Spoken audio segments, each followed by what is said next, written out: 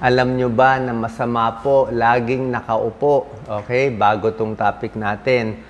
Pag umuupo tayo, kailangan bibilangin natin. Paglampas 8 hours sa isang araw, sobra tagal na yung pagkaupong ganon, more than 8 hours a day, merong mga pag-aaral, maraming sakit at nakakaikli ng buhay.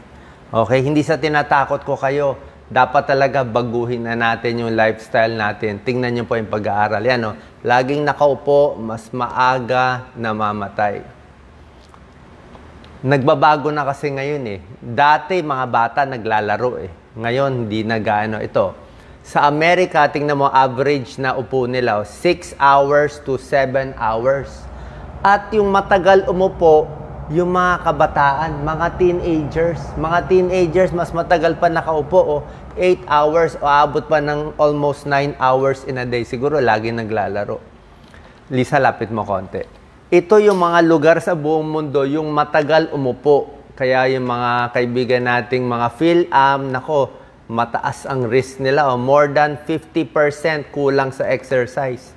Itong mga area laging nakaupo.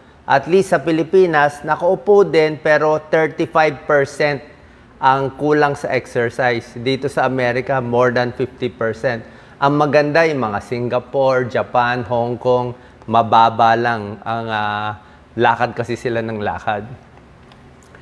Pag laging nakaupo, ang daming pag-aaral, medical studies, tumataba, nagkaka-diabetes, cancer, heart disease, maaga namamatay.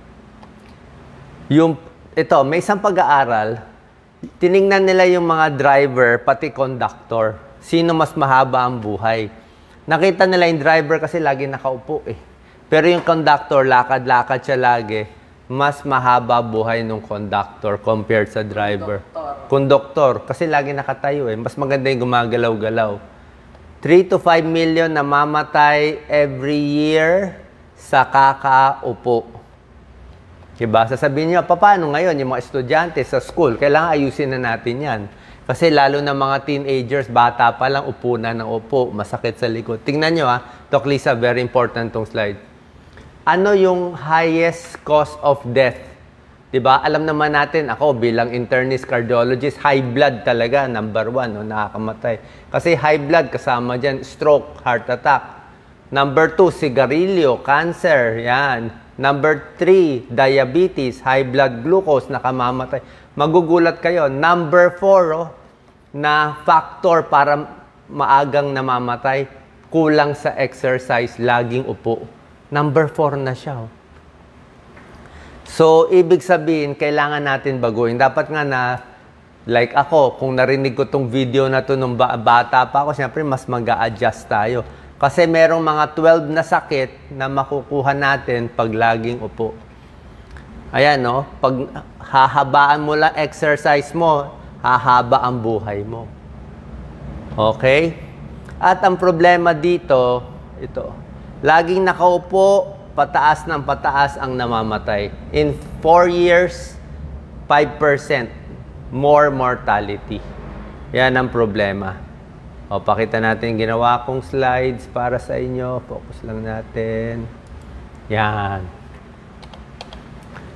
12 bad effects. Number 1, puso, tatamaan. Okay? 2 times more likely magkakaroon ng heart disease. So, sasabihin mo, Doc, paano kung nasa trabaho? Paano kung nasa school? Siyempre, sa school, dapat may break after 45 minutes. Siguro sabihin ng teacher, lakad-lakad. Kung meron kayong meeting na matagal, i-time nyo. Pag 45 minutes, 5-minute break. Punta mo na sa CR, akit mo na hagdanan. Pag nagko-computer, yan, dapat nakatayo minsan. Meron namang mga standing table, di ba? Meron, habang nagbabike, meron ako nakita habang nagbabike na doon siya gumagawa ng trabaho niya. Meron siyang table. So, laging nakaupo, more than 8 hours, higher risk of heart attack, nakakaikli ng buhay. Pinakita ko na sa inyo yung mga pag-aaral. Ang problema dito daw, pag ang upo mo 8 hours or more in a day, kahit daw mag-gym ka pa sa gabi, kahit mag-exercise ka pa sa gabi, di dapat nag-exercise ka, hindi daw mababawi yung pinsala nung tagal ng upo eh. So, mas gusto niya yung exercise mo putol-putol. Tawag nila dito exercise snack. Parang pagkain snack. Hindi ang snack mo, hindi chocolate. Ang snack mo, exercise. Like ito, tapos itong video na to, kailangan maglakad-lakad na ako. Kailangan magda-dumbbell na ako konti. Kailangan mag-stretch na ako. O habang nakaupo, galaw-galaw ang paa. Ayan, ginagalaw-galaw ko pa ako. Diba? Bakit? Makikita nyo. Ayan, no? Laging upo. Likod, shoulder, puso, pancreas, bituka, nagkakaproblema. Likod, nape-pressure, tiyan, lumalaki. Hips, pati puwet, lumalambot. Danger of sitting all day, every day. Yan. Dementia. Hindi nila maintindihan. Bakit? Mas nag-uulyanin ang laging nakaupo. Ano, heart disease, diabetes, stroke, high blood, lahat tumataas.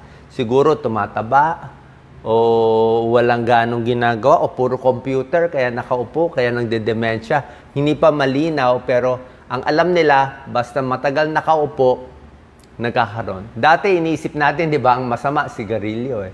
Di ba? O masama pa rin naman ang sigarilyo pero pag naninigarilyo ka ng 1 pack a day, delikado. Ngayon, pag umupo ka ng 8 hours a day, masama na. Kung 6-7 hours, pwede na. Mas okay pa nga higa eh. Siguro mag-siesta ka na lang ng 30 minutes. Yung higa kasi at least rested ka eh.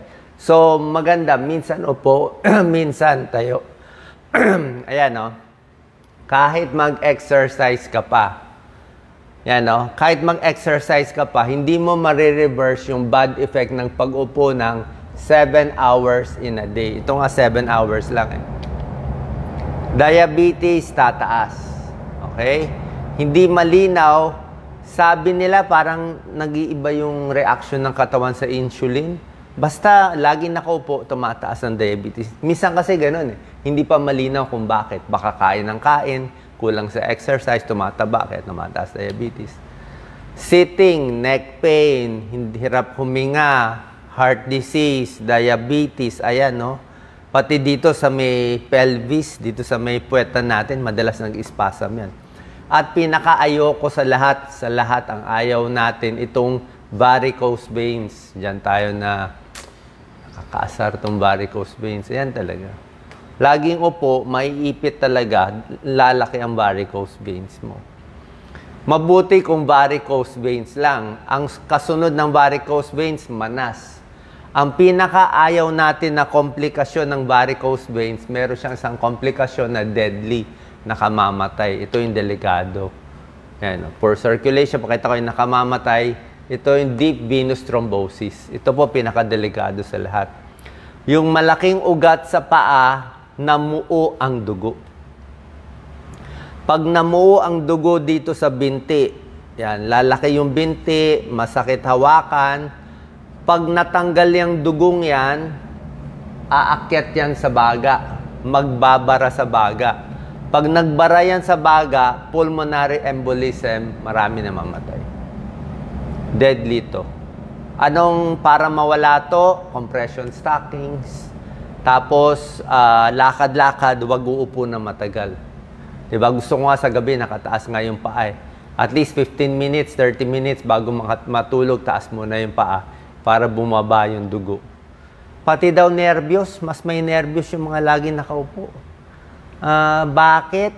Siguro laging maraming trabaho o for some reason, yan, hindi pa malinaw bakit yung mga laging nakaupo mas nervyos. Sa likod, siyempre, masakit sa likod talaga. Mas malaki ang pressure. Kahit daw anong silya pabilin mo na napakaganda, may tulong yung silya, pero better pa rin talaga. Every 30 minutes, every 45 minutes, yan, no? Lakad-lakad, para dumalo yung dugo. Ayan, pakita mo lang, Doc Lisa. Lahat ng komplikasyon ng pag-upo. Kaya dapat i-adjust na natin yung buhay natin. Ano? Nakayuko, ulo pressure, neck problem, lagi nakaupo, carpal tunnel, computer, knee problem, humihina, paa, nagbavaricose, hips, dito sa may, ano ba to? Balakang. Hindi, sa may puwet to. Tumbong. Sa tumbong. Ako nagspasm ako dito minsan. Hernia, luslos, low back pain, hirap huminga, pati shoulder affected. Talagang lahat orthopedic problem. Pag laging nakaupo, ayan, no? Tataba pa tayo, overweight, syempre, di ba, kain, upo, dapat lakad-lakad. Yan ang kasabihan sa medisina. Ito, tandaan nyo to. Yan ang handbook natin sa katawan natin. Move it or lose it. Okay? Ibig sabihin, pag hindi mo ginamit yung parte ng katawan, mawawala yon, hihina yon, pwedeng mamatay yung part na yon. Pag hindi mo ginamit yung utak mo, magre-retire ka na, tulog ka na lang, nood ka na lang TV, liliit ng liliit yung utak, malilimutin, Alzheimer's. Pag hindi mo ginamit yung muscle mo, hindi ka naglakad-lakad, o na may pilay ka konti, umupo ka na lang, hindi mo na magagalaw yun. Pag hindi mo ginamit yung isang parte ng katawan mo, hindi mo na magagamit. Kaya minsan, kahit mahirap yung trabahong bahay, kahit masakit sa katawan, mas maganda gumagalaw pa rin. Kung may back pain nga kayo, back pain, dapat ang pahinga 1 day lang. Maximum 1 day. Next day, kahit masakit, pilit galaw-galaw. Galaw-galaw or papanaw para hindi pumanaw. Yun talaga. Tingnan nyo yung mga iba, mga may edad na malalakas. Diba? Basta pinipilit nila maglakad, magtrabaho, pwede pa yan. Hahaba ang buhay. And syempre ito, cancer risk goes up po. Colon cancer, endometrial cancer, lung cancer, breast cancer, lahat tumataas. Connected sa pag-upo. Hindi pa malinaw bakit. Ayan, no? Merong mga table na matataas, lakad-lakad, pwede mag-alaga ng pets, maggawa ng trabahong bahay. Yung iba may treadmill. Kaya hindi pwede yung 8 hours upo, then exercise 1 hour sa gabi. Not enough daw. Dapat daw within the day. Kaya siguro pati sa eskwelahan, pati sa office, may area na pwede maglakad-lakad yung mga tao. Yan, mga stretches, pwede rin. Actually, basically, walking lang eh. Yung mga konting stretch, may tulong din yan eh. Okay? Saan po nakatulong tong video? Wag natin isawalang bahala, lalo na pag senior na, nagkakaedad na, dapat ang focus natin paano na humaba ang buhay. Ito yung isang problema natin. Laging upo, hindi natin napapansin. So, galaw-galaw tayo. Salamat po.